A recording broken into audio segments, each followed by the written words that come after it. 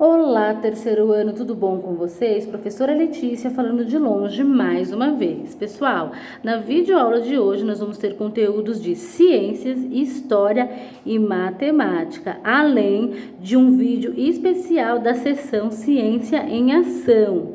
Mas vamos começar pelo conteúdo de matemática, combinado? Então vamos.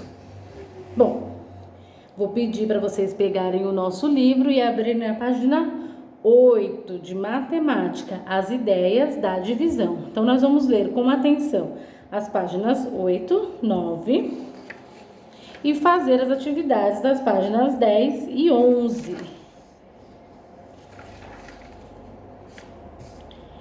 Então, vamos. As ideias da divisão.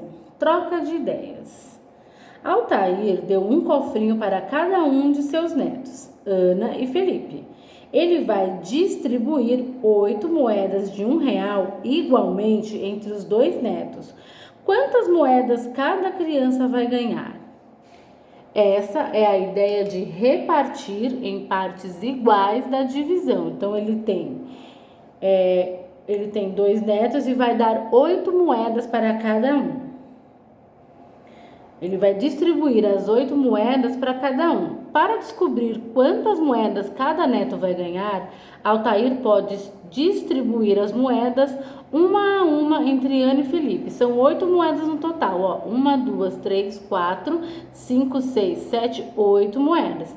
Então, vamos lá. Primeira distribuição, Ana e Felipe e moedas que restaram. Então, ó, na primeira vez ele deu uma e uma, restaram 6 moedas. Na segunda distribuição, ele deu mais uma para cada um, 4 moedas. Na terceira, 3, sobraram 2. E mais 4, 2. Ao distribuir igualmente 8 moedas entre as duas crianças, cada uma ganhou, ó, 4 moedas. Vocês estão vendo? 8 moedas dividido em duas crianças é igual a 4 moedas para 4 crianças, ó.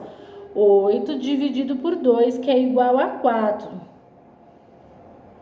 Vocês perceberam que na primeira vez sobrou 6, aí depois ele deu mais uma para cada um, sobraram 4, depois mais uma, 2, depois mais uma, 0. Essa é uma divisão sem resto. É uma divisão. Página 10. Altair faz suco com laranjas que colhe no pomar.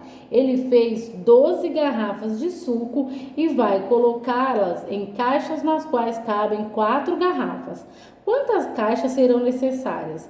Esta é a ideia de medir da divisão, né? Então, ó, precisamos calcular quantas vezes um grupo de 4 cabe em 12.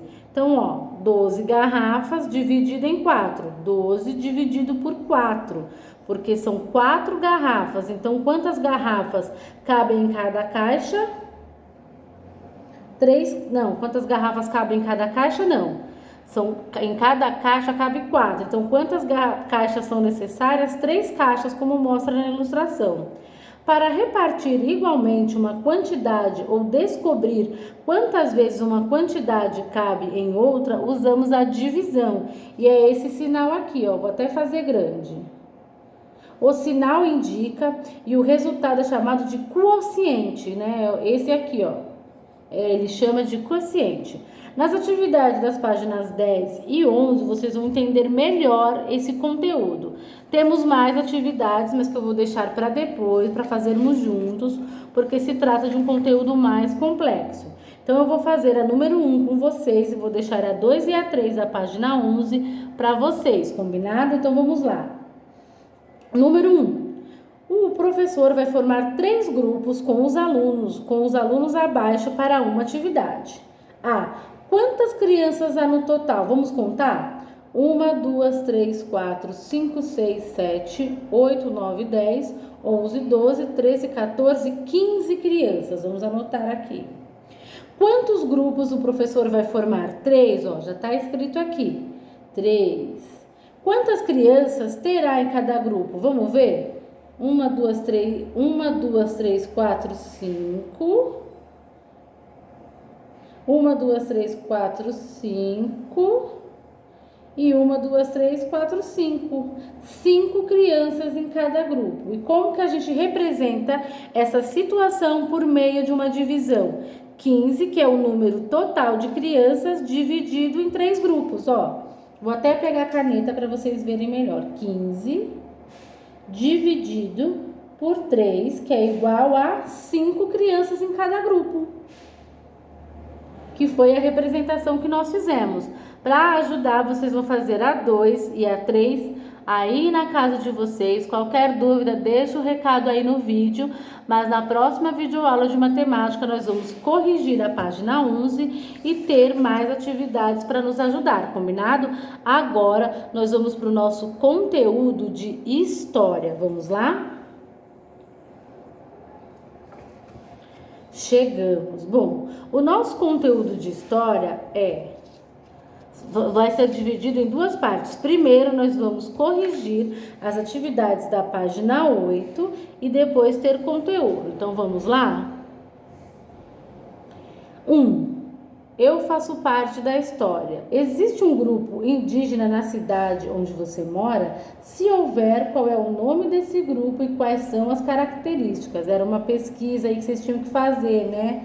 É verdade, na 2 e na 3 era tudo uma pesquisa.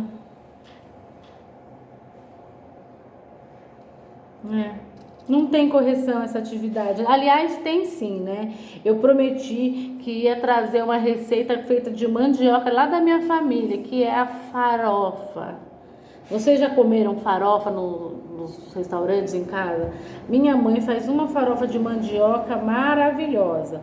Mas, pessoal, eu posso responder a número 3. Eu lembro que eu pedi para vocês pesquisarem, né, sobre povos indígenas que vivem no estado, fazendo uma folha à parte e guardar. A 3, pessoal, eu posso dizer alguns exemplos, né, para vocês, ó. Ibirapuera, o parque na cidade de São Paulo, significa lugar de árvores. O rio Tietê significa mãe do rio. Tatuapé, um bairro, significa caminho do tatu.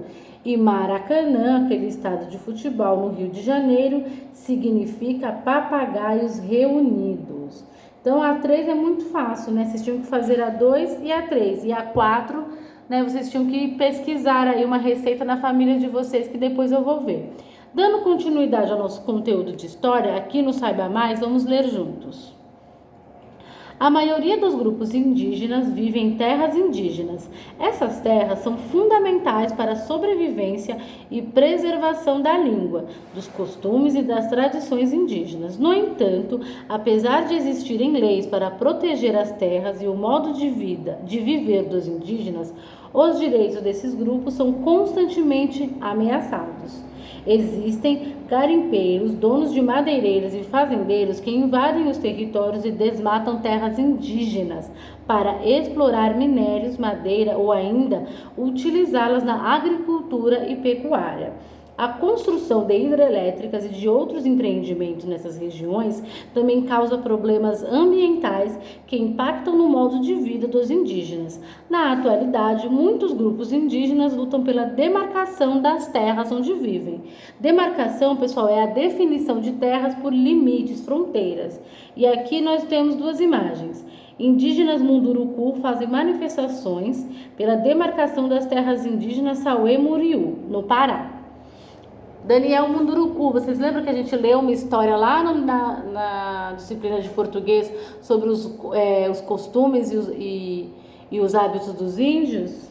Extração ilegal na terra indígena dos Axaninca, no Acre. Então, a gente tem 2 imagens aí que falam sobre terras indígenas.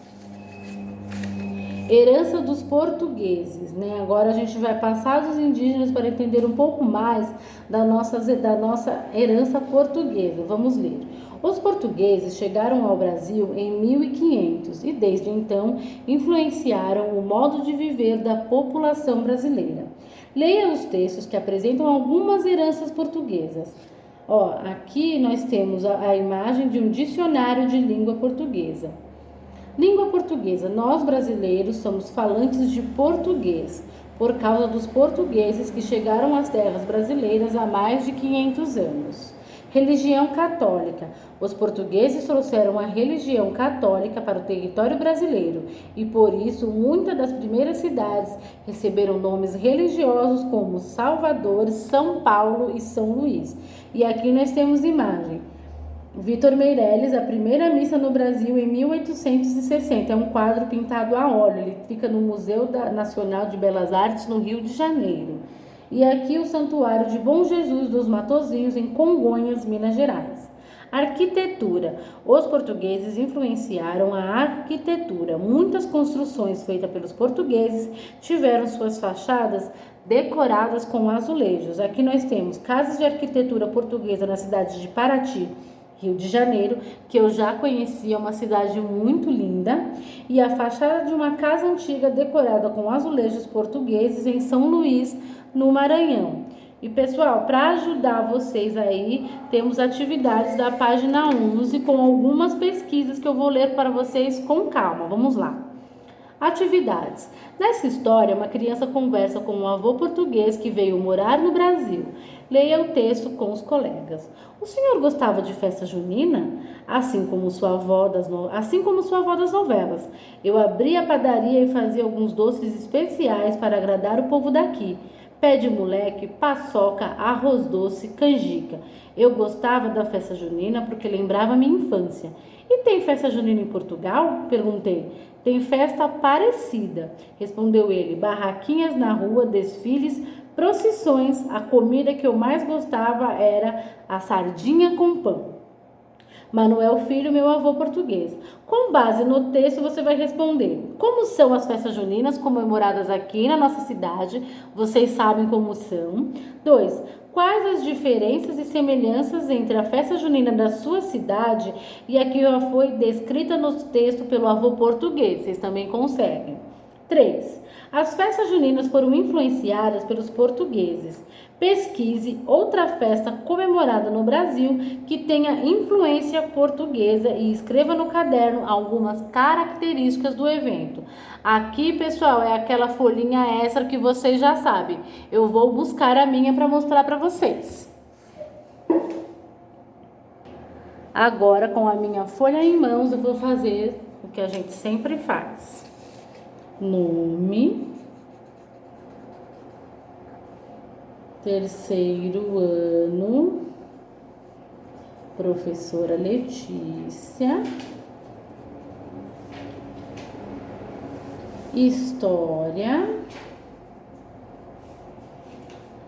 página 11, atividade 3. Então, vocês vão pesquisar outra festa comemorada aqui no Brasil que tenha influência portuguesa. Escreva na folha algumas características desse evento.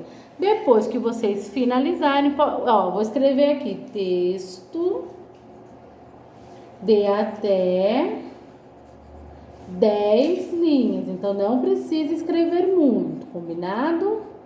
Depois é só colocar outubro /2020, guardar na pastinha, num saquinho plástico e esperar que a Pro vai ler. Eu posso, na próxima videoaula, trazer uma festa também, mas eu quero que vocês façam essa atividade, combinado? Bom, finalizamos mais um conteúdo. Agora nós vamos voltar aqui no livro para o nosso conteúdo de ciências.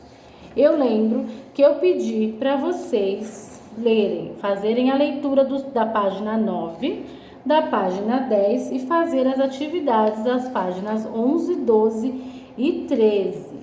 Então, é isso que nós vamos corrigir agora, tá bom? Então, vamos lá. Eu vou ler o texto com vocês e corrigir as atividades, combinado? Então vamos lá. O vento. Provavelmente você já sentiu o vento no rosto ao caminhar pelas ruas, praças ou parques. Mas você sabe o que é o vento e como ele se forma? O ar se movimenta em virtude do aquecimento da superfície da Terra pelo Sol. Quando o calor do Sol atinge o solo, a camada de ar próxima A camada de ar próxima a ele se aquece. O ar quente tende a subir para as camadas mais altas da atmosfera, empurrando o ar frio para baixo. Essa movimentação das camadas mais altas da atmosfera, empurrando o ar frio para baixo. Essa movimentação das camadas de ar produz o vento. Por isso dizemos que o vento é o ar em movimento. Olha a imagem aqui, revelando tudo que a gente acabou de ler. E aqui nós temos duas imagens. O vento ajuda a espalhar o pólen e as sementes das plantas. E aqui, ó, quando o vento é muito forte, como ocorre nos furacões, ele pode causar prejuízos à natureza e às pessoas, derrubando árvores e destelhando casas. É possível medir a velocidade do vento e determinar sua direção utilizando alguns aparelhos. O anemômetro é utilizado para medir a velocidade do vento. Já a biruta e o catavento indicam sua direção. Ó, nós temos um anemômetro aqui, uma biruta e um catavento. Um pouco diferente daquele que a gente está acostumado, não é? Saiba mais. Você já ouviu falar em energia eólica? Sabe como ela funciona? Os lugares onde há ocorrência de ventos contínuos e com grande velocidade podem ser utilizados para a produção de energia. Um exemplo são os moinhos de vento. A força do vento faz girar as pás do moinho, as quais movimentam mecanismos que podem, entre outras funções, bombear água e moer grãos como trigo e milho. Atualmente, a energia do vento, conhecida como energia eólica, tem sido usada na geração de eletricidade. Para isso, são instaladas grandes turbinas, conhecidas como aerogeradores. Essas estruturas apresentam hélices de metal que giram com a força do vento, acionando geradores que produzem energia elétrica. Aqui nós temos duas imagens, antigo moinho de vento na Holanda e uma usina eólica no Rio Grande do Sul, Brasil. Com a ajuda de um adulto, pesquise quais são as vantagens do uso da energia eólica para o meio ambiente. Bom, pessoal, os benefícios da energia eólica para o meio ambiente é não utilizar a água, que a água pode ser utilizada para outros fins. Como nós já estudamos, nós descobrimos que é através da força das águas que a gente faz a luz, né, as usinas hidrelétricas. E aqui, pessoal, no Aprender é Divertido, que tal construir um catavento e sair brincando com o vento por aí? Para isso, você vai precisar de papel, lápis de cor, tesoura sem ponta, régua e uma vareta. Siga as orientações do professor e divirta-se. Eu convidei a Proluana para fazer um catavento para vocês. Então, vai sair vídeo em breve. Fiquem de olho aí no catavento que a Proluana vai fazer, combinado? Então, é isso. Agora, vamos às correções das atividades das páginas 11, 12 e 13. Vamos lá? Número 1. Sobre o ar, complete as frases a seguir. A camada de ar que envolve a Terra é chamada de atmosfera. Essa camada de ar é essencial para a vida na Terra, pois mantém nosso planeta aquecido. Além disso, essa camada protege os seres vivos da radiação excessiva do Sol. Por isso que a gente não pode acabar com a atmosfera. 2. Pedro e Mariana foram passar as férias em locais diferentes. Pedro foi para o alto de uma montanha e Marina foi para a praia. Assinale com um X o local que apresenta a maior pressão atmosférica. Depois, justifique a sua escolha. Para isso, vocês tinham que ter lido todo o texto. Eu tenho certeza que vocês leram e acertaram que o local onde tem maior pressão atmosférica é na praia. Por quê? Porque é um local de menor altitude em relação ao topo da montanha. 3. Observe a imagem e assinale as propriedades do ar relacionadas à ação de encher um balão de festa. O ar não ocupa espaço? A gente sabe que ocupa. O ar tem peso? Sim. O ar não apresenta forma definida? Sim. O ar exerce pressão? Sim. Então, tudo isso baseado aqui no balão que o mocinho está enchendo que a gente já leu juntos. 4. Durante uma aula de ciências, o professor realizou o seguinte experimento. Tapou uma das extremidades da seringa com o dedo e com a outra mão tentou apertar o embolo. Figura 1. Ó, o embolo é isso aqui, ó, tá vendo?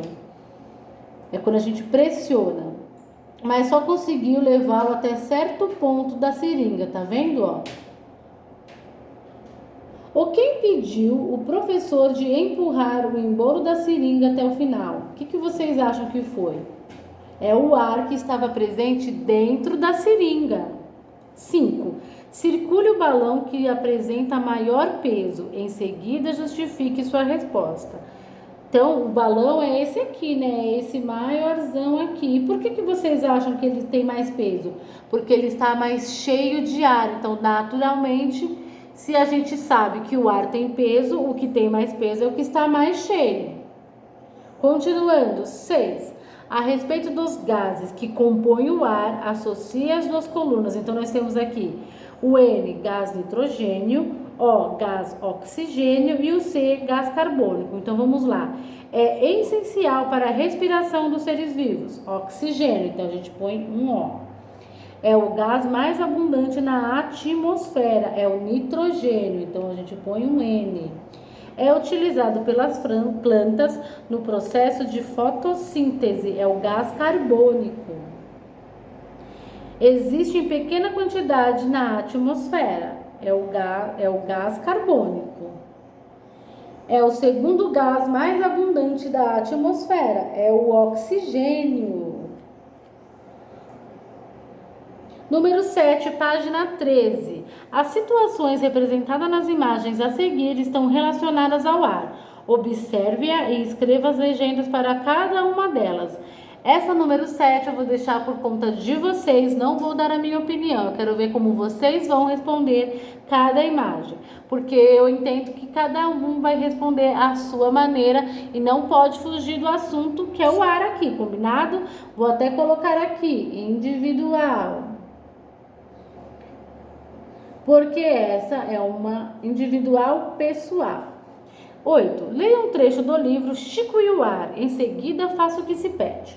Quando o ar se desloca, forma um vento que faz as folhas caírem das árvores e balançar as roupas dos varais. O vento ajuda o homem. A sua ação de empurrar faz girar as asas dos moinhos e enche as velas dos barcos que assim se movem e navegam. O vento é também o companheiro de jogos que diverte as crianças fazendo voar os seus papagaios. Chico e o Vento, Blumenau. Sublinhe no texto as ações realizadas pelo vento. Aqui, ó, faz as folhas caírem das árvores e balançar as roupas nos varais. Faz girar as casas dos moinhos e enche as velas dos barcos que assim se movem e navegam, fazendo voar os seus papagaios. Essas são as ações do texto relacionadas ao vento. E como se formam os ventos? Bom, isso é lá, né? Tem que ter lido todo o texto. Eu vou dizer. Quando o calor do sol aquece a superfície terrestre e o ar próximo ao solo também se aquece, o ar aquecido sobe até as camadas mais altas da atmosfera, empurrando o ar frio. Esse movimento das camadas do ar forma os ventos. Pro, como é que você sabe disso? Porque eu voltei aqui e li toda a parte sobre o vento, não é? Eu não sabia de cor, eu estudei, eu me instruí. C. No texto é mencionado como o vento ajuda o ser humano. Cite uma maneira de como o vento ajuda a natureza.